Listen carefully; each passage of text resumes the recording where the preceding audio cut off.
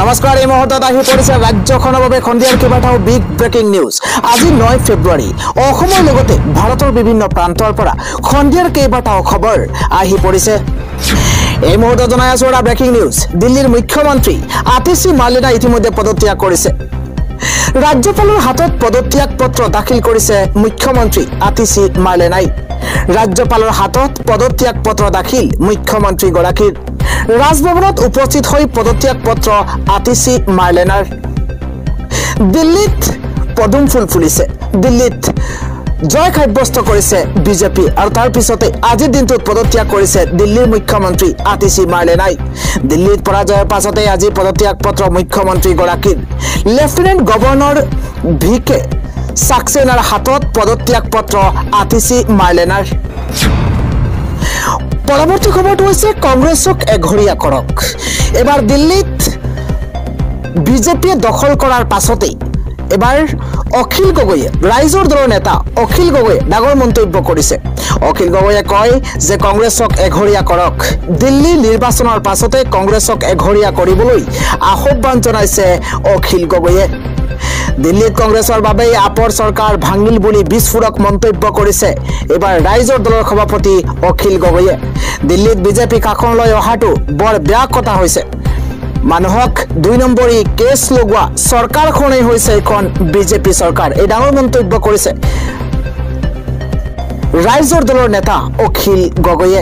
দিল্লীত অসমীয়া মানুহ গলেও এতিয়া ভয় কৰে, ভয়ে ভয়ে থাকিব লাগিব বুলি তেওঁ ডাঙৰ মন্তব্য কৰিছে। কেৱল সিমানেই নহয়, আপ আৰু কংগ্ৰেছে নিজৰ মাজতে কাজিয়া লাগি থাকোঁতেই বিজেপি জিকি গ'ল, এই মন্তব্য অখিল গগৈৰ। দিল্লীত কংগ্ৰেছে বিজেপিক জয়ী কৰালে বুলি ডাঙৰ মন্তব্য অখিল গগৈৰ। দিল্লীত কংগ্ৰেছে বিজেপিক জয়ী কৰাইছে।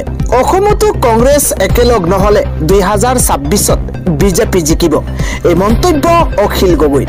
অসমতো কংগ্ৰেছ একেলগ নহলে 2026ত বিজেপি জিকিব বুলি মন্তব্য কৰিছে অখিল গগৈয়ে। দিল্লী নিৰ্বাচনৰ পিছতে কংগ্ৰেছক এঘৰীয়া কৰিবলৈ এইদৰে উদাত্ত কণ্ঠেৰে কৈছে অখিল গগৈয়ে। পৰৱৰ্তী খবৰটো হৈছে বিজেপিয়ে সলনি কৰিব দিল্লীৰ ৰূপ। বিজেপিয়ে দিল্লী দখল কৰাৰ পাছতেই এবাৰ অসমৰ মুখ্যমন্ত্ৰী ডক্টৰ হিমন্ত বিশ্ব শৰ্মাই দিল্লীবাসীৰ কৃতজ্ঞতা জ্ঞাপন কৰি কেতবোৰ ডাঙৰ মন্তব্য কৰিছে। দিল্লীবাসীক সম্বোধন কৰি এবাৰ মুখ্যমন্ত্ৰী হিমন্ত বিশ্ব শৰ্মাই কয় যে বিজেপিয়ে সলনি কৰিব দিল্লীৰ ৰূপ। কেৱল সিমানেই নহয়, মুখ্যমন্ত্ৰীগৰাকীয়ে দিল্লীৰ জনতাক উদ্দেশ্য কৰি আন কি মন্তব্য কৰিছে জনোৱাৰ চেষ্টা কৰিছো। এটা বিশেষ বিগ পলিটিকেল ব্ৰেকিং নিউজ। দিল্লীৰ বিধানসভা নিৰ্বাচনৰ ফলাফলক লৈ দিল্লীবাসীক কৃতজ্ঞতা মুখ্যমন্ত্ৰী হিমন্ত বিশ্ব শৰ্মাৰ। বিকাশ আৰু উন্নয়নৰ বাবে দিল্লীবাসীয়ে বিজেপিক শাসনলৈ আনিলে। দিল্লীৰ বিধানসভা নিৰ্বাচনৰ পূৰ্বে 10খনকৈ জনসভাত অংশ লৈছিল হিমন্ত বিশ্ব শৰ্মাই। বিকাশ আৰু উন্নয়নৰ বাবে দিল্লীবাসীয়ে বিজেপিক শাসনলৈ আনিছে। দিল্লীৰ বিধানসভা নিৰ্বাচনৰ পূৰ্বে 10খনকৈ জনসভাত অংশ লৈছিল হিমন্ত বিশ্ব শৰ্মাই। দিল্লীবাসীৰ এই আশীৰ্বাদৰ প্ৰতি অশেষ কৃতজ্ঞতা জ্ঞাপন কৰিছে মুখ্যমন্ত্ৰী হিমন্ত বিশ্ব শৰ্মাই। মুখ্যমন্ত্ৰী হিমন্ত বিশ্ব শৰ্মাই কয় যে বিজেপিয়ে সলনি কৰিব দিল্লীৰ ৰূপ। প্ৰধানমন্ত্ৰী নৰেন্দ্ৰ মোদীৰ আদৰ্শৰে দিল্লীত এতিয়া ডবল ইঞ্জিনৰ চৰকাৰ চলিব, এই মন্তব্য মুখ্যমন্ত্ৰীগৰাকীৰ। দিল্লীৰ প্ৰচাৰ অভিযানত আম আদমি পাৰ্টিক আঁতৰাই বিজেপিক শাসনলৈ আহ্বান কৰিছিল। দিল্লীবাসীৰ এই ৰায় বিকাশ, বিশ্বাস আৰু উন্নয়নৰ প্ৰতি ৰায়। ইফালে এডভান্টেজ আছামৰ বাবেও দিল্লীত বহু উদ্যোগপতিক সাক্ষাৎ মুখ্যমন্ত্ৰীগৰাকীৰ। JSW গ্ৰুপৰ অধ্যক্ষ আৰু পৰিচালন সঞ্চালক সঞ্জন জিন্দাল, ৱেলষ্টোন ৱৰ্ল্ডৰ অধ্যক্ষ BK গোৱেংকা। আজিৰ সন্ধিয়াৰ পৰৱৰ্তী ডাঙৰ খবৰটো হৈছে ভয়ংকৰ বিপদৰ দিশে অসমত এতিয়া জটিল ৰূপ ধাৰণ কৰিব।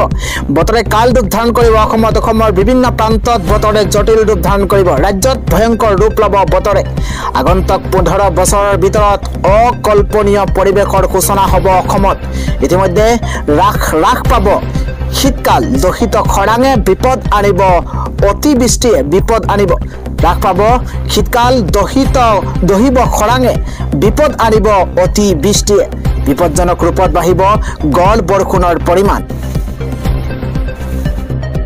অসম মেঘালয় পশ্চিমবংগ অৰুণাচলত হ'ব অতিবৃষ্টি অসমৰ তিনিচুকীয়া চিৰাং বঙাইগাঁও গোৱালপাৰা জিলাত হ'ব অতিবৃষ্টি বাৰিষাত তিনিচুকীয়াত 104 চিৰাঙত 114 বঙাইগাঁৱত 127 মিলিমিটাৰ পৰ্যন্ত বৰষুণ হোৱাৰ সম্ভাৱনা আছে বাৰিষা কালত এই অঞ্চলবোৰত নামিব ভয়ংকৰ বিপৰ্যয় এই অঞ্চলসমূহত গড় তাপমাত্ৰা 1.5 ডিগ্ৰী সেলসিয়াছ পৰ্যন্ত বৃদ্ধি পাব এই ভয়ংকৰ প্ৰতিবেদন প্ৰকাশ কৰিছে দেশৰ এখন আগশাৰীৰ বিশ্ববিদ্যালয়ে আজিম প্ৰেমজী বিশ্ববিদ্যালয়ৰ প্ৰতিবেদনত এই ভয়ংকৰ তথ্য পোহৰলৈ আহিছে পৰৱৰ্তী খবৰটো হৈছে বিজেপিয়ে দিল্লী দখল কৰাটো অতিকৈ দুৰ্ভাগ্যজনক কথা এই ডাঙৰ মন্তব্য অখিল গগৈ পৃথিৱীৰ 2 নম্বৰী চৰকাৰ হ'ল বিজেপি চৰকাৰ এই মুহূৰ্তত জনাই আছো পলিটিক্যাল ব্ৰেকিং নিউজ দিল্লীত বিজেপি দখল কৰাৰ পাছতে অখিল গগৈ আজি কেতবোৰ বিস্ফোৰক মন্তব্য কৰিছে অখিল গগৈয়ে কয় যে বিজেপিয়ে দিল্লী দখল কৰাটো অতি দুৰ্ভাগ্যজনক কথা